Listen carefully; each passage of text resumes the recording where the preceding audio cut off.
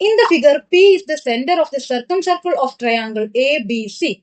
If angle ABC equal to 40 degree and angle BAC equal to 80 degree, calculate the angle measures of triangle APC.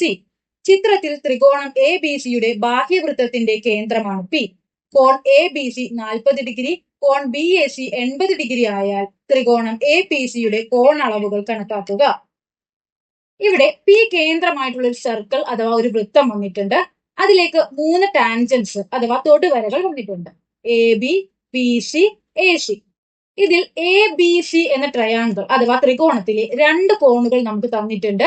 ഒന്ന് 80 ഡിഗ്രിയാണ്, ഒന്ന് 40 ഡിഗ്രിയാണ്. അങ്ങനെയാണെങ്കിൽ കോൺ C എത്രയായിരിക്കും? 60 ഡിഗ്രിയാണ് കോൺ സിയുടെ അളവ്. ഇനി നമുക്ക് കണ്ടുപിടിക്കേണ്ടത് എ പി സി എന്ന ട്രയാങ്കിൾ അഥവാ ത്രികോണത്തിന്റെ 3 കോണുകളാണ്.